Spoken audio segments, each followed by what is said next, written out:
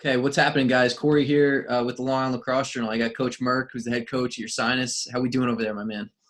Doing well. Thanks for having me. It's crazy times right now, but I think we're all figuring out ways to get through it and excited to talk with you guys. Yeah, man. I know. Listen, I love it because this time of the year, it's Thursday. You're probably prepping for a game on Saturday. You're not talking to me for 20 minutes. You're focused on your team, which is understandable, and game planning and all that stuff. So it's a nice privilege for us to get to know you and talk a little bit about your program and what you guys have been up to. Do you mind just kind of filling us in on where the program was at? Because I don't know if anyone realizes how much noise you were making up until the season got kind of canceled. Do you want to talk to us a little bit about that? Yeah, sure. Yeah, thanks.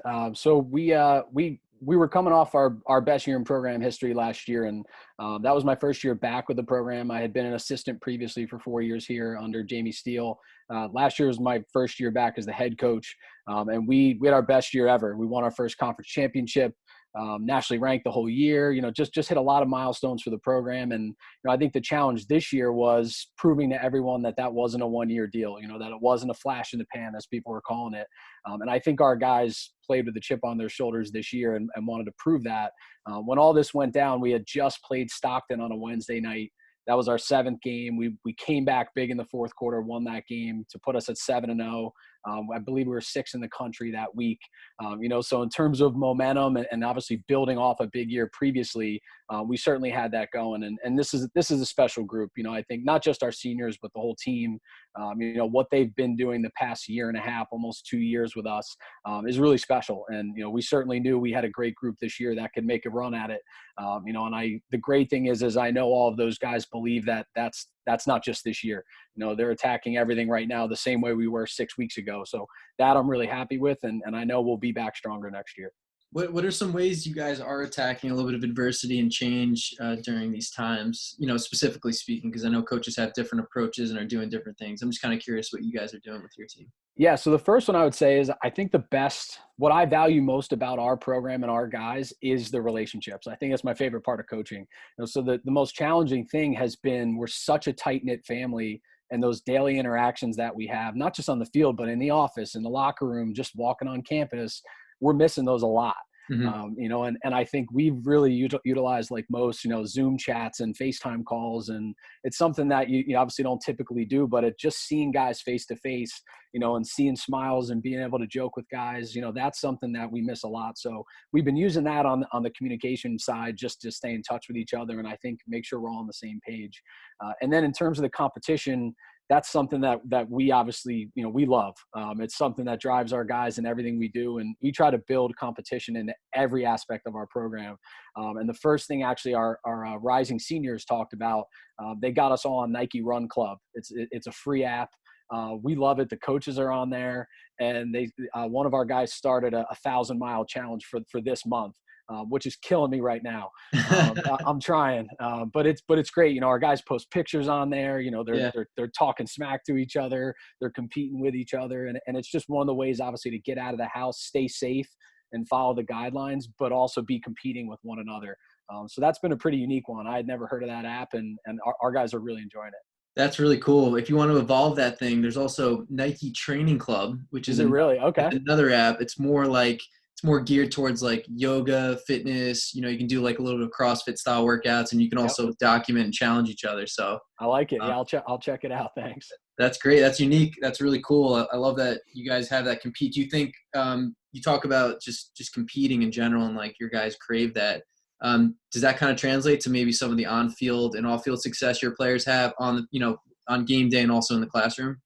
Yeah, I think so. And it's something, again, that we try to, as a staff, incorporate into everything, including academics, you name it. I think it all starts in practice for us. The way we practice, something as simple as we always practice with a scoreboard, and all of our drills, the clock's ticking down, and we have drills that we label in terms of what's the purpose of the drill. Some will just be install for the playbook. Some will just be stick skills. But the drills that say compete next to them are the ones where our guys know they got to ramp it up. And those are the ones where maybe only 5 out of 8 drills in a practice, but the score's on the scoreboard, the clock's ticking down, and our guys, especially when we're offense versus defense, but even by team, in drills like 3v2s, they take a lot of pride in that. And it's, I think that certainly carries over to game day. Once we're all together competing with the same focus, it's great and exciting to see what that looks like. And that's something that has won us a lot of games. What's the off-season kind of schedule like for maybe an athlete that doesn't know the academic and athletic rigor of your program? Like, how do you guys approach your fall season, and what do the boys do to kind of like remain competitive in shape and stay connected with one another? Sure. Yeah. So in Division III, and I believe everybody but the NESCAC, fall ball for us is 16 days that we have to fit into a 5-week schedule. So we practice 3 times a week for those 5 weeks. And then at the end of it, you're allowed a tournament where you can play 2 games, 120 minutes of lacrosse. So we do that over a 5-week span. We like to give our guys 2 weeks in the fall to navigate school, especially for our freshmen, figure out their class schedules and just get their feet wet. And then we pick up after that second week.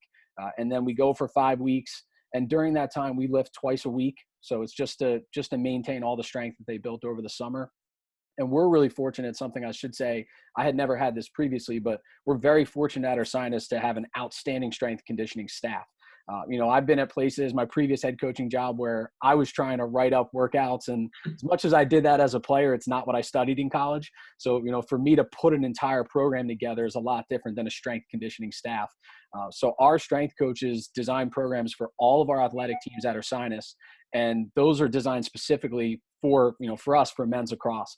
So it's explosiveness, it's flexibility, it's strength, it's endurance, and it's all the things that we want to do on the field. That really ramps up after fall ball. So our guys go into that program when we're done with them in the fall. They go into that with our strength conditioning staff. And that program for us is 3 lift days. It's 2 run days where the team goes out on runs. And then we have a speed school day as well with those guys. And it's really designed to replicate what a 6-day season week in the spring is like. We take off on Sundays. That's our day off where we do nothing.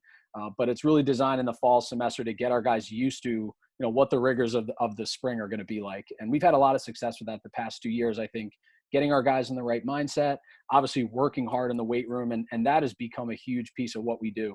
I think previously to when I got here, as successful as the program had been in certain areas, I think the weight room was an area where if you were working hard, you were an outcast. Mm-hmm. And now it's the total opposite. If you're the guy in there that is not working hard, it is glaringly obvious. Mm-hmm. And that's something that has led to, I think, some big wins for us and some big fourth quarters, those types of things. So we really value that fall semester that you're talking about. And academically, I think the best thing about Division III, for prospective students, for recruits looking at D3 schools, it's not a full-time job. In the fall, you have, like our lifts, for example, on a lift day, you're in there for about an hour and 15 minutes, so it's not a huge commitment where it's going to impact your studies. You have the ability to do those things, but be very successful in the classroom as well. And that's something we pride ourselves on is, our guys having the ability to be outstanding students and outstanding athletes both at the same time.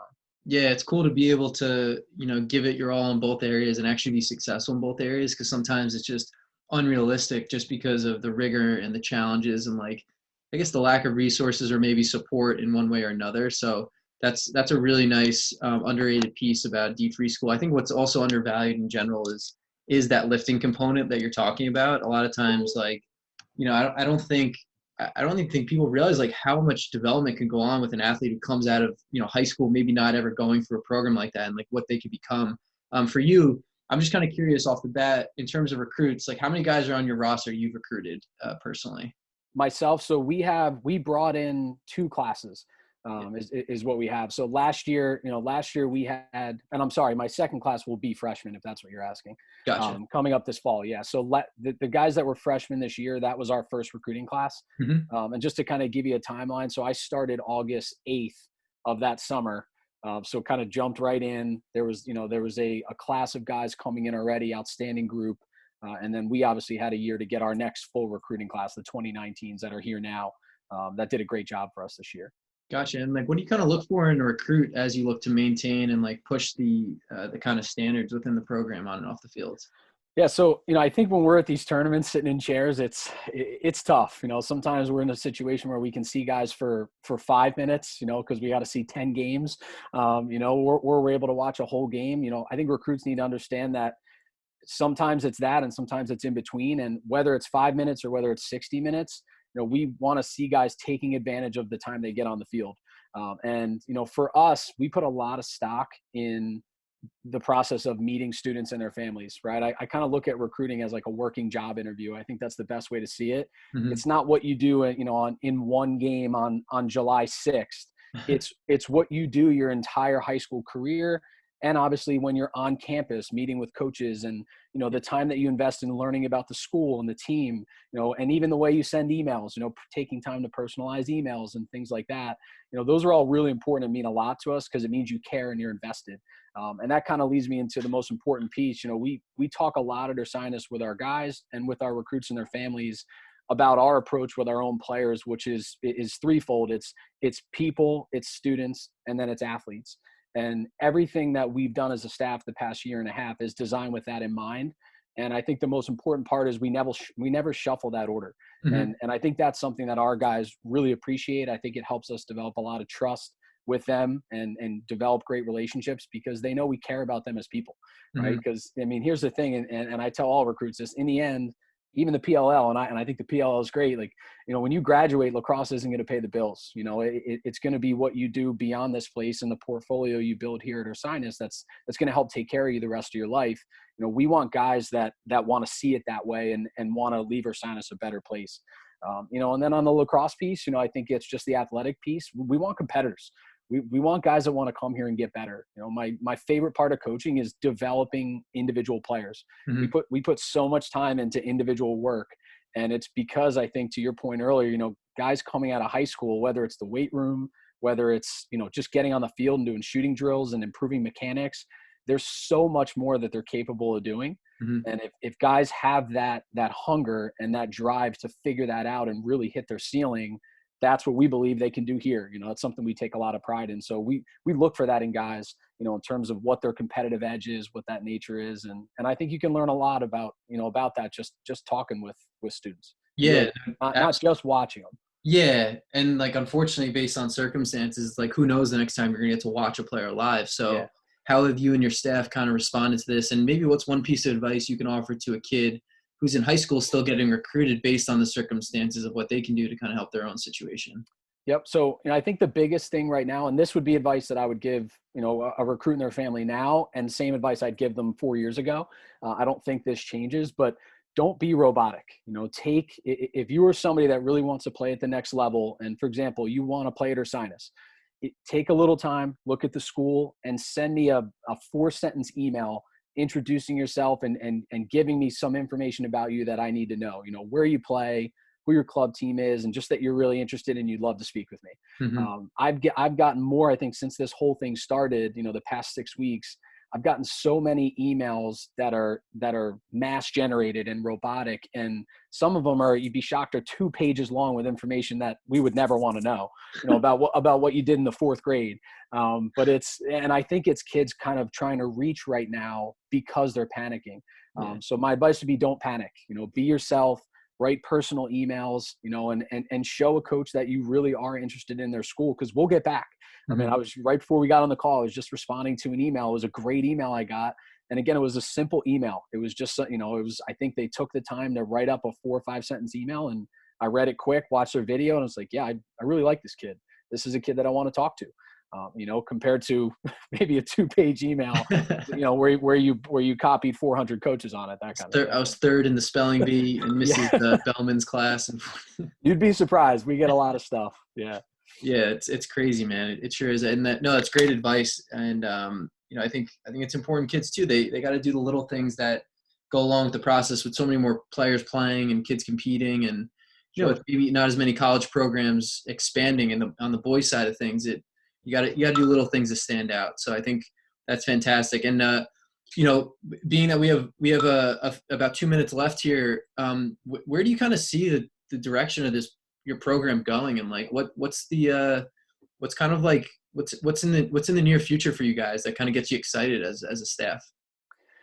I think for us, it's momentum. I look at, and it's what we've done the past year and a half in terms of our culture. Our culture is really our foundation. It drives everything we do. And I think this year, what we saw was that we were certainly concerned in the sense that I think what we did last year was special, and it's hard to follow that up. But what we saw was we didn't feel like we had to do as much to force leadership and force guys to understand the position they were in, our culture took care of that. So I think that speaks volumes to our student athletes, to our leaders, and also how tight knit of a team we have. So for us, I think our momentum going forward is all those things. And, I think when I first got here, we hadn't won a conference championship, and that was the conversation we had and goal we set, and we did that. And this year, the difference is without us prompting it, all of our guys came in and their goal was a national championship. Mm-hmm. And I think previously that was never everybody wants to win a national championship, but I think for that to be a realistic goal and to understand what goes into that, our guys are doing that. And I think our guys genuinely believe that we could have done that this year and that we will do that in the future. So it's an exciting time for us. And, I think we have a great recruiting class coming in, and I'm really confident in the guys and the leadership we have coming back. And despite all this, something we've talked about a lot is just that, I think we're going to come back stronger. There's no question about it. That's awesome. Well, Coach Merck, we appreciate your time, man, and wishing nothing but the best of luck here as you move forward. Thanks, Corey. Take care, man, and stay safe. You too. All right.